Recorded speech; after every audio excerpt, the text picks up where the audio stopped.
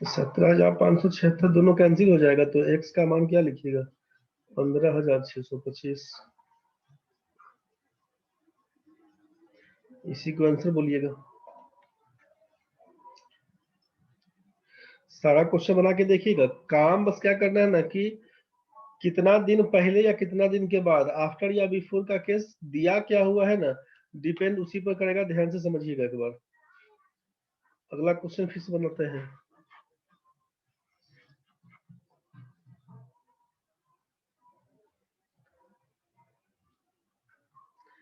सत्ताईस number question सोचिए। During 1 year the population of a locality increases by 5%, but during the next year it decreases by 5%. If the population at the end of the second year was 7980, find the population at the beginning of the first year. मतलब शुरुआत में क्या था, पहला वर्ष के शुरुआत में कितना। तो मान लेते हैं कि beginning of the first year, beginning of the first year population अगर हमारा बोलते हैं एक शुरुआत में रहा होगा, तो एक्स रहा होगा पहला, 5% इंक्रीज करवाते हैं तो 105/100 लिखिएगा। फिर अगला साल बोलते हैं 5% डिक्रीज, तो लिखिएगा 95/100। कितना के बराबर, तो लिखते हैं 7980 के बराबर। बस 5 से काटिएगा तो 21, 5 से काटिएगा तो 20, 5 से काटिएगा तो 19, 5 से काटिएगा तो 20। अब 19 चौक 76 और 19 चौक 76 और 19 दूना 38 और 21 दूना 42, 20। तो x का मान कितना लिखिएगा? 20 गुना 20 गुना 20, यही हो जाएगा आपका 8000 के बराबर। यही हो जाएगा 8000 के बराबर। सिंपल में बनाते चल जाइए, क्वेश्चन सारा बन जाएगा आपसे। ठीक है, बना के देखिएगा। हम 3 क्वेश्चन का बता दिए हैं। बढ़ते हैं नेक्स्ट क्वेश्चन में। 28 नंबर क्वेश्चन देखिए क्या दिया हो। 28 क्वेश्चन दिया हुआ है आपसे कि the population of A town is 10,000, it increases by 10% during the first year, during the second year it decreases bye 20% and increase by 30% during the third year. What is the population after 3 years? 3 साल के बाद जनसंख्या क्या होगी? तो वर्तमान जनसंख्या दिया हुआ है 10,000, लिख दिया 10,000। अब पहला साल में क्या होगा? 10% इंक्रीज, मतलब 110/100। फिर डिक्रीज हुआ 20%, 80/100। फिर 30% इंक्रीज, मतलब 130/100।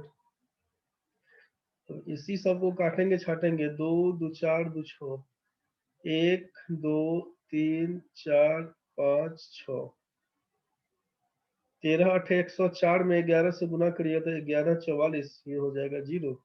यही आपका आंसर है, 1144 0। ठीक है, समझ में आ रहा होगा। 29 नंबर क्वेश्चन समझिए।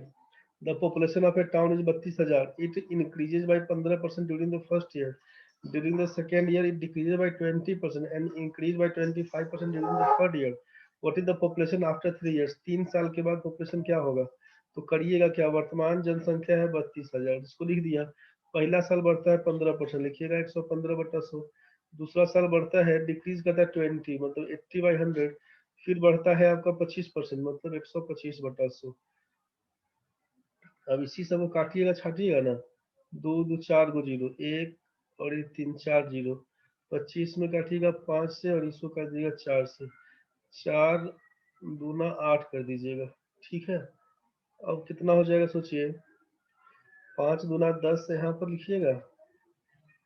32 का मतलब कर दीजिएगा, 32 का मतलब करिएगा 16 गुना 230। इसको लिखिएगा आप 16 या 48, 32 और 4 36, मतलब 3680 में 10 से गुना करिएगा, ये 36,800 आपका आंसर बन के आएगा। मेरे ख्याल से आपको ये समझ में आ गया होगा। अब ये पॉपुलेशन का क्वेश्चन बन जाएगा ना भाई? Yes sir. दिक्कत तो नहीं बनेगा ना इसमें? No sir. तो क्वेश्चन आपका है 21 नंबर, सब 21 नंबर बना लीजिएगा, 22 नंबर बना के देखिएगा, 24 नंबर बना लीजिएगा, 25 बनाइएगा, 26 बनाइएगा। ठीक है, तो यस सारा सर। आप बनाए होंगे तो ठीक है, नहीं तो आप बना बना के देख लीजिएगा, मिला लीजिएगा, दिक्कत बनेगा बताइएगा। ये पॉपुलेशन का क्वेश्चन बन जाएगा अब आपसे। समझ रहे हैं ना? Yes sir. पॉपुलेशन का क्वेश्चन बन जाएगा, उसमें दिक्कत नहीं होना चाहिए। अब ये इनकम एक्सपेंडिचर वाला सेविंग वाला क्वेश्चन बच रहा है, और इधर है एक आपका फ्रैक्शन वाला केस। इस टाइप का एक क्वेश्चन बच रहा है।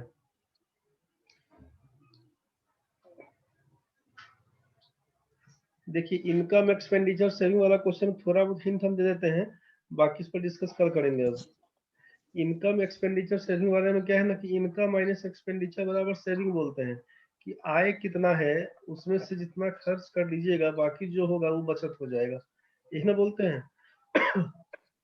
100 रुपया कमाते हैं, 20 रुपया खर्चा है, 10 रुपया बचत हो जाएगा मेरा। इनकम माइनस एक्सपेंडिचर बराबर सेविंग बोलते हैं। क्या करिएगा सोचिए,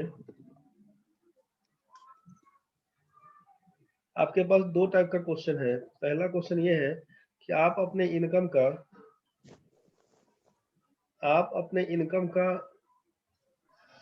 25% किसी आइटम ए पे खर्च करते हैं, फिर अपने इनकम का 20% किसी आइटम बी पे खर्च करते हैं, फिर अपने इनकम का 10% किसी आइटम सी पे खर्च करते हैं, और ये सब खर्चा होने के बाद सेविंग आपके पास है 1350 रुपये। तो बताइए आपका इनकम कितना था।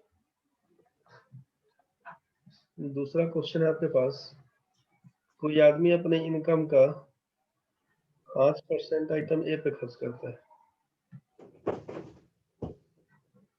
3% आइटम बी पे खर्च करता है। चलो को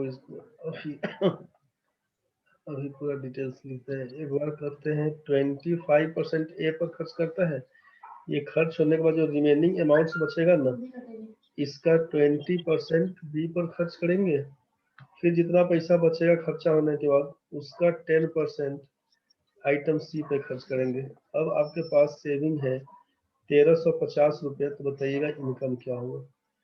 ये दो क्वेश्चन आपके हाथ में, ठीक है, एक बार बना के देखिएगा। कोई आदमी अपने इनकम का 25% ए पर खर्च करता है, फिर 20% बी पर खर्च करता है, फिर 10% सी पर खर्च करता है, और ये खर्चा होने के बाद कुल सेविंग है उसका 1350 रुपया। तो उसका इनकम क्या था। दूसरा क्वेश्चन है, कोई आदमी अपने इनकम का 25% ए पर खर्च करता है, फिर जो बचत राशि है उसका 20% बी पर खर्च करता है, फिर जो बचत राशि है उसका 10% सी पर खर्च करता है। अब सेविंग उसका 1350 रुपया। तो इनकम क्या होगा ये पूछा गया। ये दोनों क्वेश्चन खुद से बनाइएगा, डिस्कस कल करेंगे इस पर। ठीक है भाई। Yes sir. Yes.